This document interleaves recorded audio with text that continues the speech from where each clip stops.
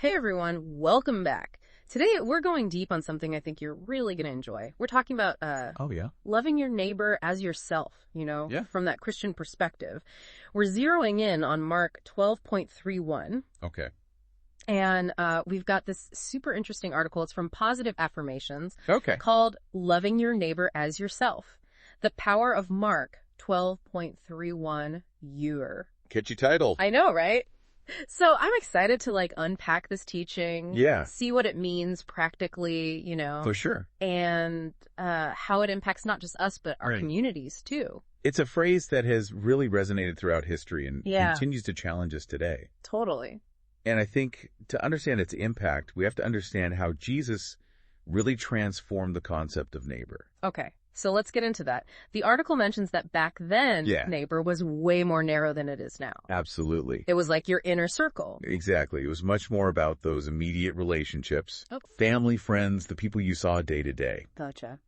But Jesus, like he often did, kind of shook things up. Right. He said, neighbor means everyone, no matter their background, beliefs, or even how they treat us. That's a big change. I wonder what people back then thought about that. Oh, it was revolutionary. Yeah. Imagine being told the person you saw as an outsider, maybe even an enemy, deserves the same love as your best friend. Wow. It would force people to really rethink their biases. And it's still tough for us today, right? Absolutely. It's one thing to love those who love you back, but what about the difficult people? Right. Once you push your buttons. Those who have completely different viewpoints. Exactly. That's where it gets really interesting. This broad definition pushes us past our comfort zones. Yeah, okay. It's about seeing that inherent worth in everyone. So the article breaks down what that love looks like in action. It talks about treating people with respect, being present. Yes. And practicing empathy. Right. They sound simple. But I do. I bet there's more to them. Oh, absolutely. Take being present, for instance. Yeah. It's way more than just being in the same room. Uh-huh. The article says it's about really engaging with someone. Okay. Offering your time, listening to them, supporting them. Right. Without expecting anything back. Yeah.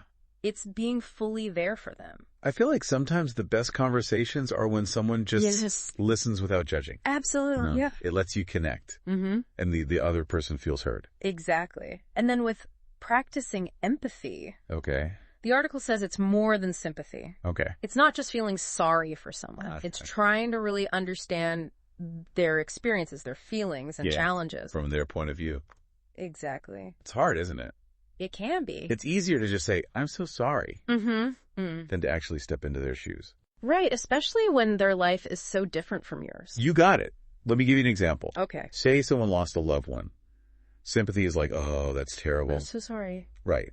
But empathy is trying to grasp their grief. Yeah. The loneliness, maybe financial burdens, or even happy memories now filled with sadness. I see what you mean. This deeper connection. So those things, being present and practicing empathy, they can really change our relationships. They can.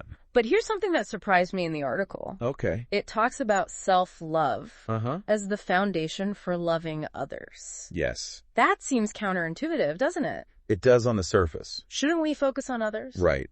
But the article says loving your neighbor doesn't mean neglecting yourself. So it's not about being selfish or anything. No, not at all. But recognizing your own worth. Exactly. You're worthy of love and care too. Okay. And that's the foundation for loving others. It's like that saying, you can't pour from an empty cup. Perfectly put. If you're drained, you can't help anyone. Exactly. And the article breaks self-love down to the three parts. Right.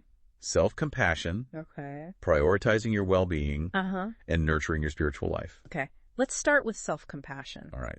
It's about being kind to yourself. Yeah. Especially when you mess up or face setbacks. Oh, that's hard. It is. Instead of beating yourself up, give yourself the same grace you'd give a friend. I am so bad at that. A lot of us are. I'm my own worst critic. I hear you. But imagine treating yourself with that same kindness you offer others. Yeah. That's self-compassion. Okay. And it's not just thinking, it's doing. Okay. That's where prioritizing your well-being comes in. Right. The art of place about physical and mental well-being. Absolutely. Taking care of yourself so you can be present for others. Exactly. Things like exercise, eating healthy, sleep. Yeah. That gives you the energy to show up. It's like that oxygen mask on a plane. Exactly. Take care of yourself first. Yes. And then there's mental well-being too. Right. Things like mindfulness, being in nature. Okay. Or even therapy if you need it. And lastly, there's spiritual care. Yes, connecting with something bigger than yourself. Right. Finding strength in your faith. A deep relationship with God. Okay. Through prayer, worship, things like that. So it gives you inner peace and resilience. Exactly. To love even when it's hard. You got it. So we talked about neighbor, how to love them, and even self-love.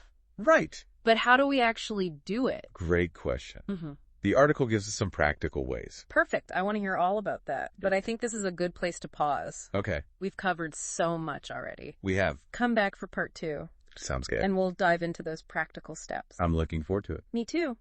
And we'll see how even small actions can make a difference. I like it. See you there. See you then. All right. Welcome back, everyone. I'm pumped to jump back into this. We're talking about the practical side of loving our neighbor. The article gives us some actual steps we can take, and honestly, they seem pretty doable. Yeah, they're really down to earth. It's easy to get caught up in thinking you need these big, dramatic actions. Right, right. But it's the little everyday things that can make a huge difference. So the article lists a few things. Practicing kindness, forgiving freely, offering help and support, and advocating for fairness and justice. Let's start with kindness. How can we live that out daily? Well, it says even simple things like a warm greeting or a genuine compliment can really brighten someone's day. Oh, yeah, totally. Or lending a helping hand. It just shows people you see them and care. It's like those random acts of kindness you hear about. Exactly. Like paying for someone's coffee or helping with a flat tire. Small things, big impact. It's about choosing to see the good in people and then, showing it. Yeah. Hold a door open for someone. All right. Offer a compliment. A real one. Yeah, a real one. Or just listen when someone needs to talk. Just be there. Okay, so next up, forgiving freely. That one's tough. Right? Oh, for sure. Holding on to anger just eats you up inside. Right. But letting go, especially when you've been hurt, it's hard. Yeah. It can feel impossible. Well, the article says it doesn't mean you're saying what they did was okay. Right. You're letting go of that anger. For yourself. Yeah, for yourself. It's about moving on with grace. For you and them. It even says, and I'm quoting here, letting go of anger or hurt feelings creates space for peace. Forgiving others, even if they haven't apologized, brings inner freedom and reflects Jesus' example. That's such a key point. But doesn't it seem like you're letting them off the hook? It can feel that way. Where's the justice? That's a really good question. Especially if someone did something really wrong. It's complex. Forgiveness is often internal. You're choosing to let go of that bitterness. Right. It doesn't mean there shouldn't be accountability. So it's not one or the other. Exactly. You can forgive AD, still seek justice. Absolutely. Forgiveness helps you heal. Right. But it doesn't mean ignoring the problem or letting it happen again. Okay, that makes sense. The third action is offering help and support. That seems pretty straightforward. It does.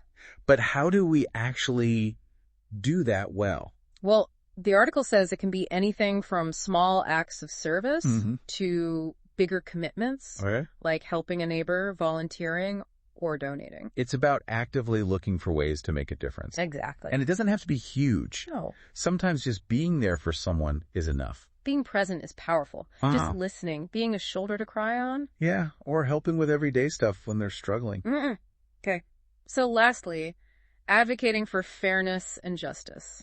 This feels bigger than just individual acts of kindness. Yeah, this is about systemic change. How does that connect to loving your neighbor? It's crucial, especially when so many people face injustice. Yeah, love isn't passive. It's about speaking up for the marginalized. Right. Challenging systems that cause harm. Right. And working to create a world where everyone has a chance to thrive. I could be supporting organizations working for justice. Yes. Calling out discrimination. Picking up. Or just learning more about the issues. It's realizing that your actions have an impact. Wow. And that we have a responsibility to use that for good. It's amazing, these small things, kindness, forgiveness, they can actually contribute to a better world. They really can. But the article doesn't stop there. Oh, no. It gives real-life examples of people living this out. Yes, it tells the stories of Sarah, a nurse who showed compassion to a colleague, right, and Michael, who forgave a friend who hurt him. Okay, let's start with Sarah. What stood out to you? Well, she could easily look the other way. Yeah. But she saw her colleague struggling and offered support, listening ear, right, practical help. Just being there. It shows how powerful just being present can be. Choosing compassion over judgment. Exactly. Creating a more caring environment. And then Michael, his story is all about forgiveness. He could have held on to that anger. Easy to do. So easy. Yeah. But he chose a different path. He forgave, even though it didn't mean excusing what his friend did. He realized forgiveness was about freeing himself. It was a tough journey, but it healed their friendship. It's powerful. It reminds us forgiveness isn't always easy. But it can be life-changing. These stories bring it all to life, you know? They do. It's not just some concept, it's real choices we make every day. They're everyday people doing extraordinary things. Because they chose to love and support others. And it goes beyond just those individuals, it creates a ripple effect. That's what I love about this. It's not just about individuals, it's about building stronger communities. That's next on our list. Come back for the final part. Yes, we're going to see how loving our neighbor affects communities and even the world around us. It's going to be good. I can't wait. See you then. All right, welcome back for the last part of our deep dive. So we've talked about who our neighbors are, how to love them, and even loving ourselves. But now this idea of loving our neighbor having a ripple effect, going beyond just us and changing whole communities, that's what I really want to explore. Yeah, it's pretty powerful. The article says when a community really embraces this, loving your neighbor, right, it makes everything better, more supportive, more resilient, more harmonious for everyone. So it's not just about making people feel good individually, but actually changing society. Exactly. It specifically says a stronger community is a big benefit. Okay. When people feel cared for, supported, they're more likely to give that back. It's this cycle of good. It's like, what's that saying? A rising tide lifts all boats. Perfect analogy. If we create that culture of love and support, everyone wins, the whole community is better. I like that. And it goes even further. It says loving your neighbor can actually reduce conflict. Really? Yeah, because when we focus on understanding and empathy, it's easier to find that common ground, even with differences. But that's a big mindset shift, isn't it? It is. I mean, things feel so divided right now, like conflict is just part of life. True, but think about it. Okay. When we really try to get where the other person is coming from, even if we don't agree, it changes the whole conversation. Okay. It's not about winning an argument. Right. It's about understanding. Makes sense. And that connects to another benefit, right? Greater resilience. Yeah, exactly. How does that work? How does loving your neighbor make a community tougher? Okay, picture this. A community where everyone cares. Okay. They help each other out when times get tough. Yeah. And they feel like they belong. Okay. That kind of community can handle anything. Wow. It's like this safety net of compassion. It's amazing how these things are all connected. There's one more benefit I want to touch on. Okay. The article mentions personal growth. Yeah. How does focusing on loving others help us grow?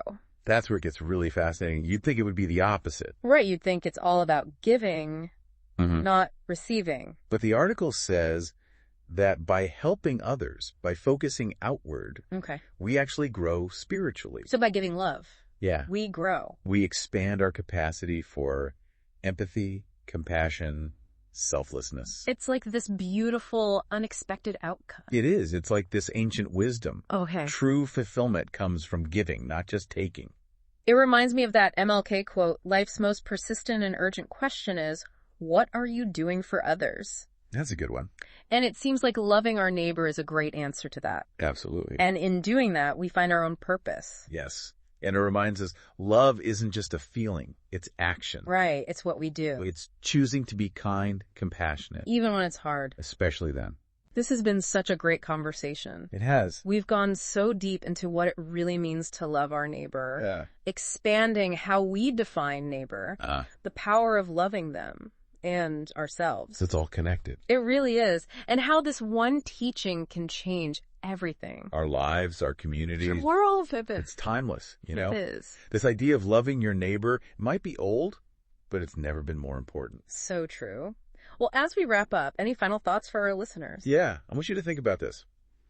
How can you be a force for love in your life, in your community? That's a great question. Yeah. What can you do today, even something small, that will make things better tomorrow? Remember, even the tiniest act of love can make a difference. Thanks for joining us on this journey. Couldn't have said it better myself. Thanks for listening, everyone.